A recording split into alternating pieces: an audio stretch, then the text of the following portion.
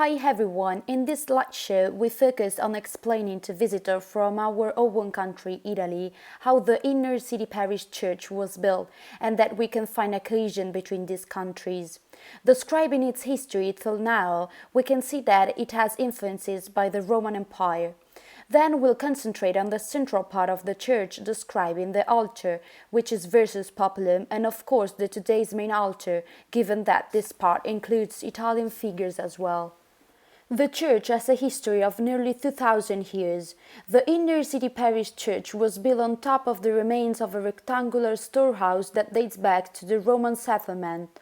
Around 350 before Christ, this spot used to be the location of a military control room, and the remains can still be marveled at in the church today, such as the Roman camp's command building. Stephen I had a church built on top of the ruins to honor Virgin Mary. Excavations uncovered graves near the sacristy that presumably date back to the time of the original church.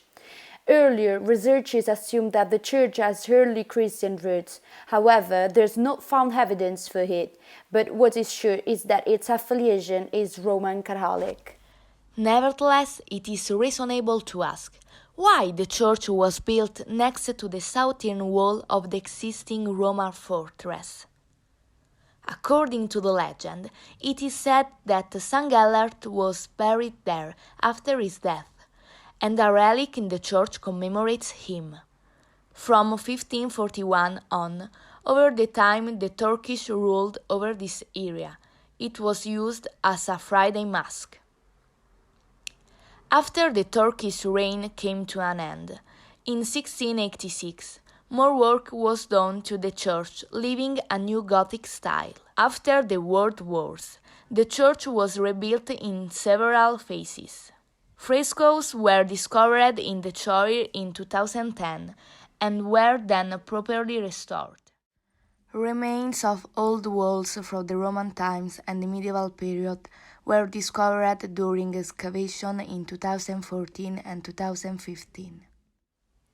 A lower church beneath the Inner City Parish Church was created and is now home to the findings of excavations. Let's talk about the altar, which is versus populum. Its name derives from the Latin, which means towards the people, so it indicates the liturgical orientation in which the priest celebrates Mass facing the people. Being a Catholic church, the altar should be built separate from the wall in such a way that it's possible to walk around it easily and that Mass can be celebrated as if facing the people, which is desirable wherever possible. Both this altar and the ambon are the works of the same author, and both of them are made of hard limestone. The inside of the altar shelters two relics, St. Gerard Hillbone and Vertebra, which the church received from Murano, Venice in 2002. Hence, after more than 950 years, St. Gerard's relics returned to the place where they had originally been safeguarded.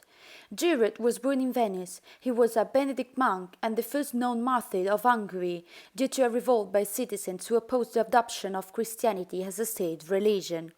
He lived in the hills of Beckeney as a hermit, and when he met King Stephen I, he assigned him the task of teaching his son, Crown Prince Imre.